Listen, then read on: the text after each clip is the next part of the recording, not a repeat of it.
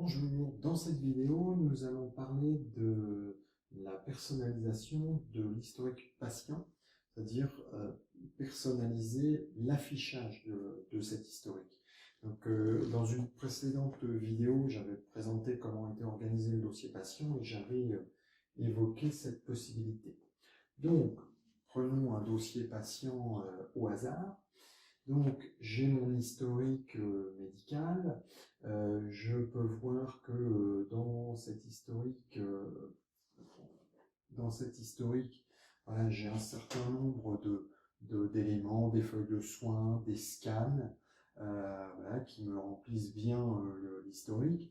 Mais par exemple, ce qui est prescription de médicaments ou notes de consultation, voilà, là j'en ai une, j'ai du mal à le voir parce que j'ai beaucoup de choses. Donc ça va être le sujet de mes explications. Alors, premier rappel, il y a deux affichages d'historique. Il y a le mode tableau de bord avec un historique ici. Et quand je clique sur le bandeau titre ou sur le bouton, j'ai le même picto ici, j'élargis mon historique médical donc, et j'ai un deuxième affichage. Alors, là, c'est le même contenu, mais en plus large.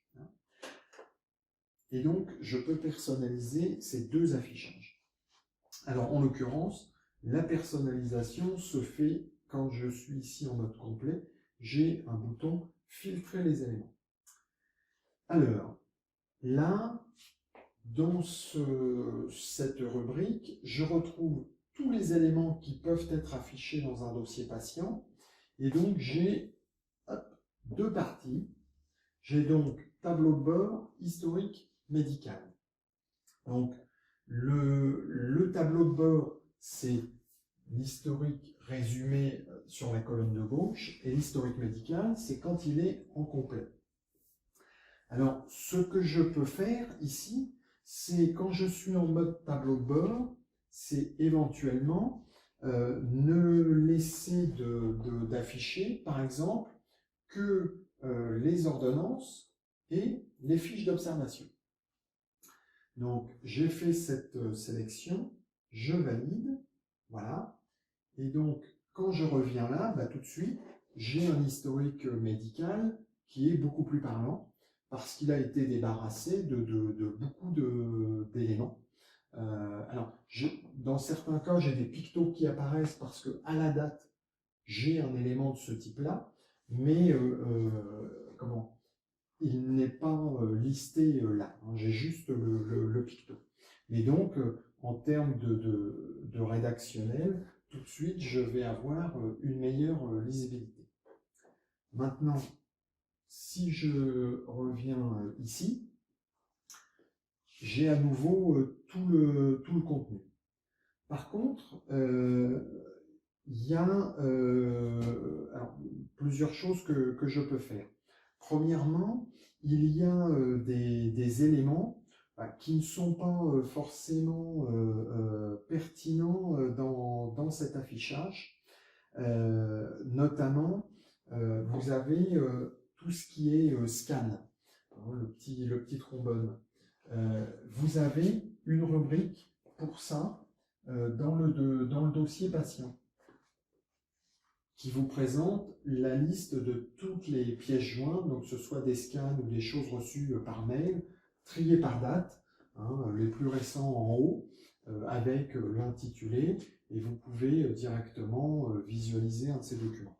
Donc, les avoir dans l'historique, que ce soit le premier ou le deuxième, n'est pas pertinent. Deuxième chose, je ne sais pas si, bon, j'en ai pas pour si j'en ai, pour ce patient-là, tout ce qui est feuille de soins électronique, feuille de soins papier, ça n'est pas forcément pertinent de l'avoir dans la liste des modèles, dans l'historique, pardon, puisque j'ai éventuellement une rubrique dédiée à ça.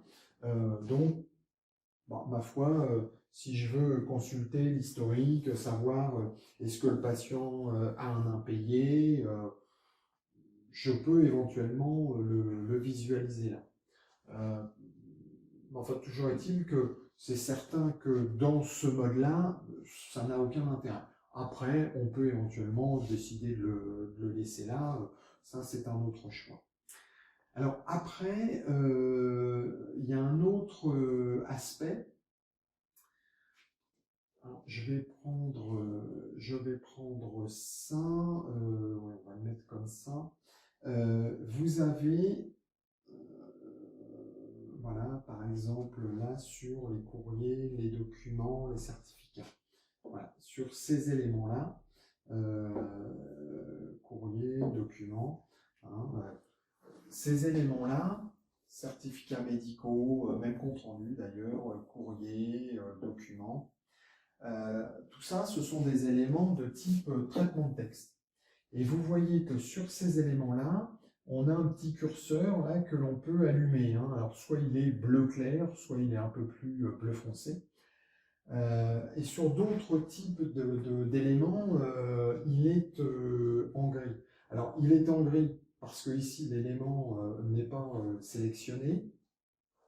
Mais il y a aussi d'autres types d'éléments. J'en cherche. Voilà.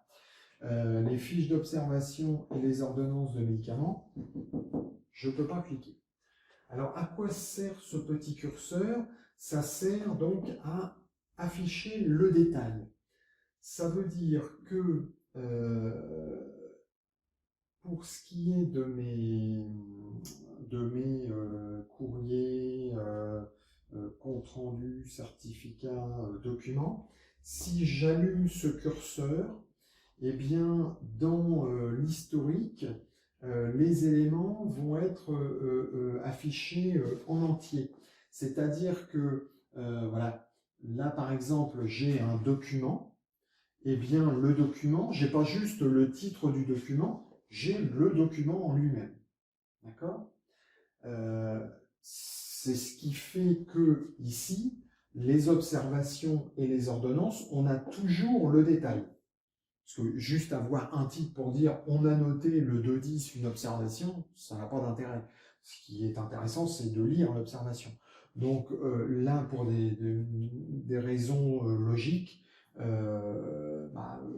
on consulte l'historique médical, il est évident qu'on a besoin du détail de l'ordonnance et du détail des fiches d'observation, des notes de la consultation.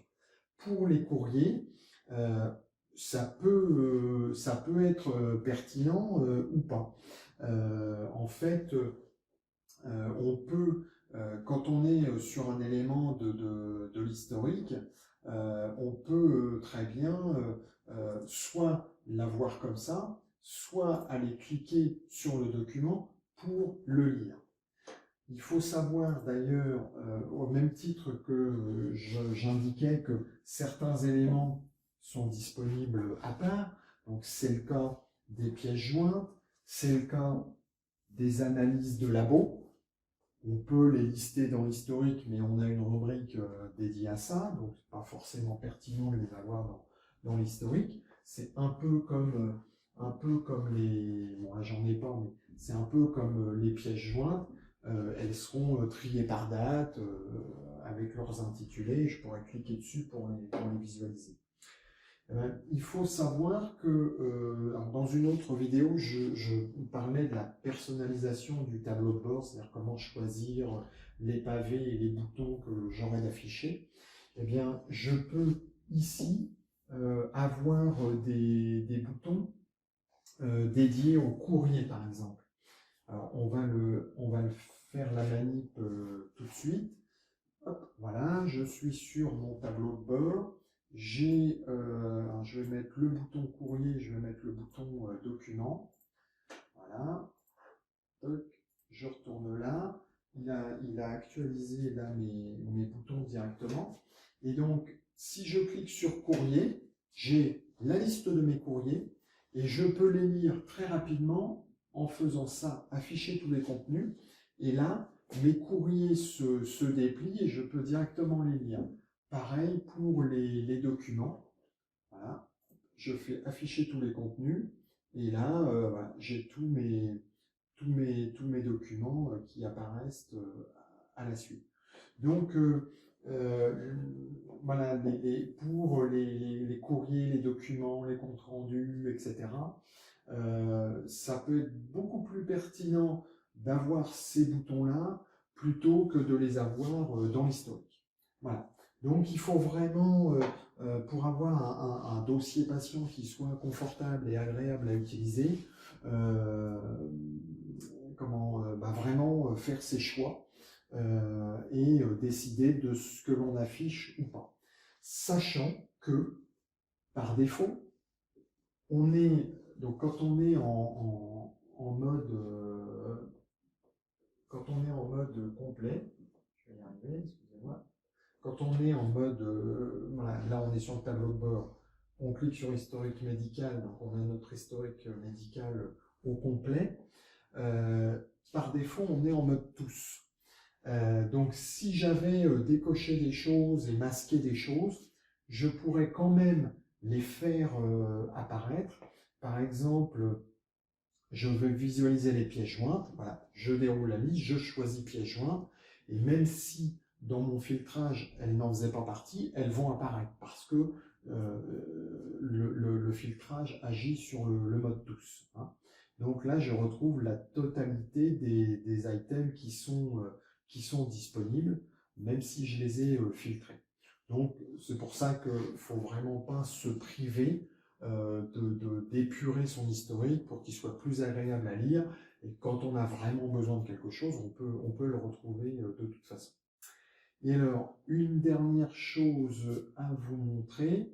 Alors, je ne sais pas si j'en ai sur ce dossier-là, c'est peut-être pas le cas, mais je vais quand même le citer. Je regarde vite fait si je les vois, si j'en vois apparaître.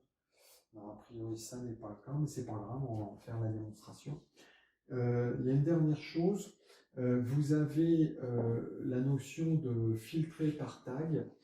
Alors, le filtrage par tag, les tags, ce sont des petites étiquettes que vous définissez vous-même. Il y a une vidéo dédiée à ça. Et donc, vous pouvez filtrer l'historique patient à partir de ça.